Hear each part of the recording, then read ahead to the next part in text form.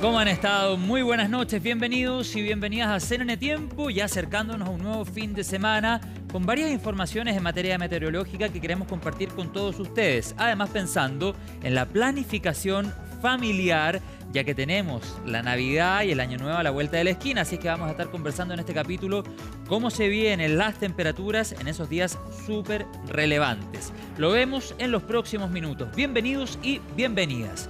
Pero para partir, quiero proponer un tema y quiero invitarlos a que viajemos hasta el norte de nuestro país. Le hemos hecho seguimiento a esta noticia que dimos a conocer hace algunas semanas atrás y que tiene al lago Chungará como protagonista.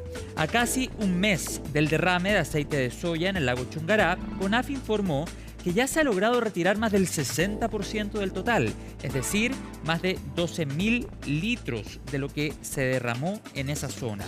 Además, se han retirado 23.000 kilos de tierra contaminada en los bofedales. Hasta ahora, más de 50 aves lamentablemente han fallecido, un 0,35% de la población del lago, y aún se evalúa el daño en otras especies endémicas. CONAF todavía mantiene el cierre indefinido del área para no entorpecer la limpieza. En este panorama, asociaciones de ganaderos de Parinacota pidieron la intervención de la Cancillería, exigiendo mayores controles a transportistas en la ruta internacional 11-CH, especialmente a camiones bolivianos. Esto considerando sobre todo el impacto que tienen estos incidentes en la economía, en la vida diaria y por supuesto en los diferentes ecosistemas que habitan el lago Chungará. Contexto, antes de dar paso a la conversación. El lago Chungará, para quienes no lo saben, es un lago ubicado en la provincia de Parinacota, región de Arica y Parinacota, en el extremo norte de nuestro país. Es uno de los más altos del mundo, con 4.500 metros sobre el nivel del mar. Se encuentra rodeado por diversas cumbres nevadas y en él viven y conviven diferentes especies y ecosistemas. Por eso, la preocupación que ha generado el derrame de aceite de soya en el lago Chungará. Vamos a profundizar en este tema súper relevante a esta hora en CNN Tiempo. Y lo vamos a hacer con alguien que conoce la zona como la palma de su mano. Me refiero a don Freddy Medina, especialista en gestión territorial respetuosa, qué palabra más importante, y también realiza labores de consultoría ambiental y climática. Freddy, muchas gracias por su tiempo en esta noche de día jueves. Bienvenido. Usted me contaba fuera de micrófono, vive en Putre y conoce toda esta zona, como yo decía al comienzo, como la palma de su mano. ¿Cómo ha estado? Muy buenas noches. Aski Sumaruma, que en Aymara significa buenas noches. Waliki, estoy bien, aunque, bueno, preocupado por lo que ha pasado con nuestro sitio ancestral y también sagrado, que es el lago Chungará. ¿Cómo ha observado el retiro del aceite de soya del lago Chungará y si le parece que la respuesta de la autoridad y las diferentes instituciones que han intervenido en esto ha sido lo suficientemente rápida? ¿Cómo lo ve? Bueno, estimado, yo creo que hay que diferenciar las diferentes etapas que uno tiene que tener para este tipo de emergencias ambientales o catástrofes. Primero, existe una emergencia que implica detener que el aceite avance hacia aguas abiertas del lago. Eso es una cosa, y lo otro es absorber lo que más se pueda el aceite. Pero tenemos que recordar que el bofedal y el lago Chungará absorben el aceite porque hay organismos vivos y sedimentos. Así es. Por lo tanto, eso no se puede retirar tan fácil. Por lo tanto, tiene que haber una segunda etapa de diagnóstico de qué tan enfermo está nuestro ecosistema. Y tercero, otra etapa que es la remediación en función de el diagnóstico. Es como si a nosotros los seres humanos nos cayera 21.000 litros de aceite o de bloqueador solar encima. Evidentemente nos vamos a intoxicar.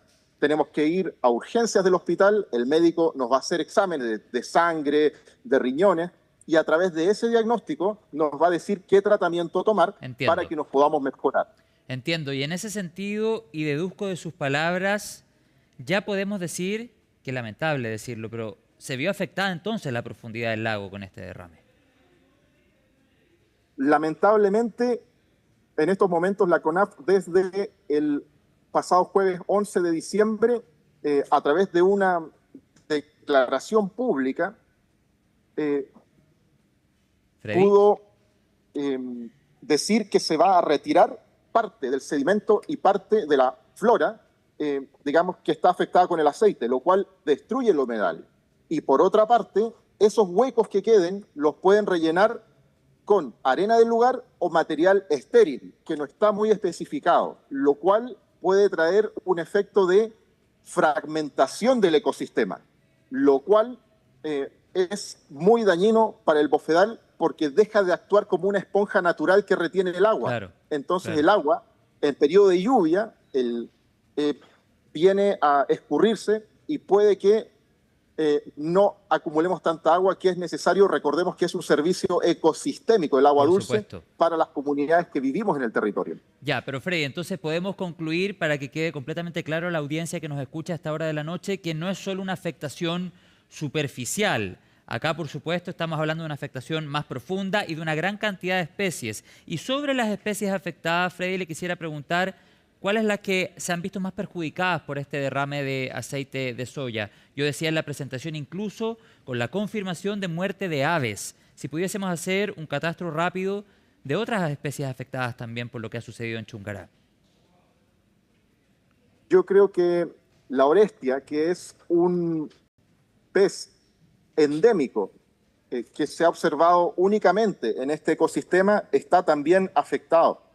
Pero no nos podemos concentrar solamente en una comunidad o población.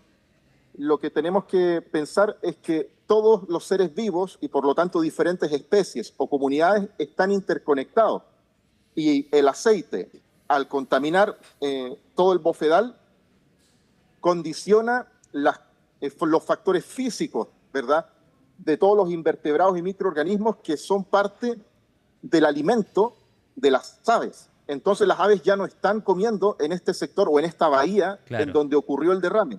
Van a comer a otro lado. Algunos vuelven a anidar en la noche.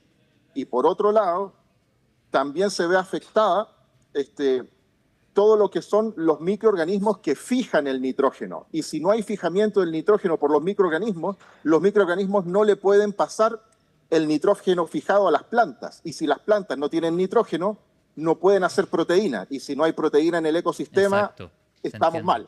Exactamente. ¿Y las aves migratorias cómo se han visto afectadas, Freddy? Lamentablemente, ya tenemos un déficit de antes de este desastre en donde han disminuido aves migratorias. Y ahora lo que esperamos es que lamentablemente hayan menos aún. Los flamencos se nos van hacia algunos lugares de San Pedro de Atacama y más al sur. Pero ahora vamos a tener menos parinas, como le decimos nosotros, o flamencos, junto con también otros tipos de patos y de taguas. Claro, finalmente, entonces, sí, lo escucho. Entonces, las aves migratorias van a tender a hacer lo que hacen bien, que es migrar hacia otros lugares que estén menos mal que el lago Chungará en estos momentos. Pese a que nosotros, a ojo desnudo, lamentablemente no lo podamos detectar bien. Claro. Vamos a revisar a pantalla completa algunas imágenes que nos dan cuenta precisamente de la zona de la que estamos hablando. Yo les decía al inicio de la entrevista, el lago Chungará, en el extremo norte de nuestro país, a más de 4.000 metros de altura sobre el nivel del mar. Y para poner también en contexto la explicación científica que nos entregaba Freddy, y a modo de conclusión señalo, esta capa de aceite de soya impide el intercambio normal de oxígeno en el agua. Entonces esta sustancia genera un estrés respiratorio en especies endémicas y altera los sedimentos del lago y finalmente se genera una afectación en cadena. Y a propósito de esa cadena, Freddy, yo quisiera preguntarle cómo se ven afectadas las comunidades, los humanos que viven en la zona, nosotros, las personas. Freddy, ¿me escucha? Bueno, nosotros como seres humanos, como asentamientos indígenas, dependemos de los servicios ecosistémicos del lago Chungará, como comunidades tanto indígenas, aymara, también quechua. Dependemos de estos lugares sagrados porque nos permite regular el cambio de temperatura entre el día y la noche, claro, que es muy alto en sistemas andinos y altoandinos. Entonces, todas las cosechas de alfalfa, también de tubérculos como la papa, que son endémicos aquí, Si hay mucha diferencia de temperatura entre el día y la noche, la cosecha se va a ver mermada. Y eso influye directamente en nuestra cosmovisión, pero también en nuestra capacidad de producir. Y muchas En el veces eso que se sustento, por vende va a supuesto, claro. tener menos calidad, digamos, de menos producción. Por lo tanto, hay un efecto económico nocivo a mediano plazo. Y eso no es tan evidente, no se Mm. observa directamente, pero está presente. Y usted dice, Freddy, un impacto a mediano plazo, es decir, proyectan que eso podría suceder, por ejemplo, durante los próximos meses, o ya hay algo que están observando, ya hay un impacto que han podido palpar luego del derrame de este aceite de soya, o es más bien una proyección todavía. Lo que pasa, estimado, es que en estos momentos tenemos que pensar que el derrame cambia las condiciones físicas del agua, porque le estamos agregando un solvente apolar que no se junta con el agua, pero que es Exacto, absorbido por todo lo biológico y también el sedimento. exacto. Al mismo tiempo, están disminuyendo y se están derritiendo las nieves de los volcanes que están cerca. Por lo tanto, está aumentando el nivel del agua. Pero si el bofedal ya no puede funcionar totalmente como una esponja que retiene el agua, mucha de esa agua se va a escurrir y no va a quedarse ahí. Pero es probable que no lo notemos porque como está aumentando el nivel del agua gracias a al calentamiento global que derrite la nieve, puede que muchos de estos efectos no sean observables a simple vista. De ahí que sea tan importante que esta Mm. zona se declare como zona de catástrofe para que lleguen recursos y no Mire, solamente se importante aborde lo la que etapa de dijo. urgencia, sino también la etapa de remediación. Eso es muy importante. Freddy, usted hace una petición a esta hora en CNN Chile, en nuestro programa, a la autoridad que se declare esta zona como una zona de catástrofe para que estén los recursos a disposición y poder atender, por ejemplo, el impacto que va a tener, por una parte, en los ecosistemas, pero también en la vida cotidiana y en el sustento de las comunidades que habitan esa zona del extremo norte. ¿Han podido conversar este tema al menos con la autoridad local o han podido relevar esta petición, insisto, con autoridades locales o en el mejor escenario con alguna autoridad a nivel nacional? Mira, precisamente hemos podido exponer en el Consejo Regional de Arica y Ujú. Parinacota. También comencé exponiendo, donde me invitaron muy amablemente el cuerpo de concejales de la municipalidad de Putre. Eh, pero quien corta el ticket, quien decide si esto se vuelve una zona de catástrofe, pasa por la delegación provincial de Sí, Parinacota y la claro. delegación presidencial. Pero las autoridades Pero no ha pueden habido comunicarse. respuesta. Hoy día usted está en una actividad en la que participó la ministra de Medio Ambiente. ¿Se lo pudo decir? ¿Se lo pudo solicitar? Sí, esta mañana precisamente en el marco de la consulta indígena nacional sobre la ley de biodiversidad pude conversar con la ministra María Eloísa Omaiza Rojas, también científica, y parece que no está muy claro que esta emergencia se está abordando como esa etapa, una emergencia, pero no se ha pensado en el diagnóstico, que es una segunda etapa, y en una Mm. tercera, que es la remediación. Me parece que en eso no hay mucha claridad a nivel central del Ministerio de Medio Ambiente, ni tampoco en la Presidencia de la República. Y yo creo que es fundamental que se pudiera declarar una zona de catástrofe o una emergencia roja, porque de esa manera podrían llegar recursos para avanzar en estas dos etapas que aún no han comenzado, que es el diagnóstico y luego la remediación. ¿La autoridad central no dimensiona la gravedad de lo que ha pasado en el norte?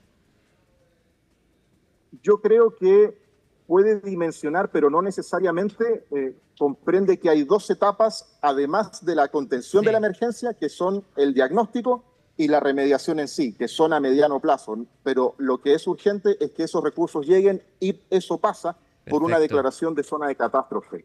Hecho el llamado, ¿cuánto podría tomar la recuperación total? ¿Estamos hablando de meses o incluso años? Si comenzamos la remediación lo más pronto posible, que implica un diagnóstico previo, tendríamos que abordar qué tanto es el daño haciendo análisis de agua, de sedimento, de la propia flora, de microorganismos, y al mismo tiempo estamos en un lugar que está a 4.500 metros de altura, en donde la presión atmosférica es diferente, por lo tanto es muy sensible. ¿Qué les quiero decir con esto? que al mismo tiempo enfrentamos el calentamiento global que ya hace cambios en la región. Por lo tanto, a ciencia cierta, necesitamos ese diagnóstico para poder determinar cuánto tiempo. Pero a vista de lo que hemos podido observar y los efectos que ahora las acciones de la CONAF podrían tener de fragmentación del ecosistema por remoción de las zonas de los sedimentos con aceite, esto podría tardarse 50 años. 50 años, impresionante, impresionante el impacto. De hecho, hoy en día existe el dominio dentro del estudio del medio ambiente de los paleoambientes. Paleo significa antiguo, y el paleoambiente uno puede detectar hoy en día hasta 2000 años atrás qué es lo que pasó. Sí, claro. Y se hace correlacionando el nivel de grasas o de alquenones que hay en el sedimento. Okay. Por lo tanto, si en 2000 años más los seres humanos todavía estamos vivos, estamos aquí sobre la Tierra, podría detectarse que aquí hubo un derrame de aceite. Imagínense, qué interesante. Eso lo puede hacer la ciencia, pero para que lo hagamos, la ciencia junto con la cosmovisión indígena que ha preservado la biodiversidad, tenemos que actuar pronto. Así es, Freddy, yo le quiero agradecer la conversación súper interesante, todo el análisis y la proyección que usted ha hecho en esta conversación con CNN Tiempo, y además, por supuesto, de hacerse cargo de la emergencia, seguir retirando esta sustancia tóxica. Además de eso, hay que hacer el diagnóstico y proyectar cuánto tardaría la recuperación. Pero insisto en el concepto, además de todo eso, mejorar los protocolos en una ruta internacional, mejorar los controles de los camiones chilenos y bolivianos, y por eso también está el llamado de varias agrupaciones a Cancillería para que intervenga en este proceso, considerando, insisto, que esta es una ruta internacional. Es clave mejorar esos protocolos y empezar a observar otras soluciones. El otro día conversamos con una académica de la Universidad de Tarapacá y nos decía el ferrocarril podría ser una alternativa más segura, por ejemplo, para realizar este tipo de traslados. Le agradezco la comunicación, Freddy, que tenga una buena noche, y lo dejo completamente invitado a otro capítulo para que sigamos monitoreando cómo van los trabajos en el lago Chungará. Muchas gracias. Pique sin cama, que en Aymara significa hasta un próximo encuentro. Allí nos veremos, y tengo la suerte, el privilegio de haber estado en algunas comunidades aymara, personas muy amables, con muchas necesidades también, así es que eso hay que relevarlo, y en esta oportunidad conversando sobre el lago Chungará y el impacto que también tiene en la vida cotidiana de todos ustedes. Le agradezco la comunicación, muy buena noche. Que esté muy bien. Bueno, y luego de esta entrevista nos vamos a la pausa en CNN Tiempo. Al regreso, el pronóstico en todo nuestro país. Ya estamos de vuelta.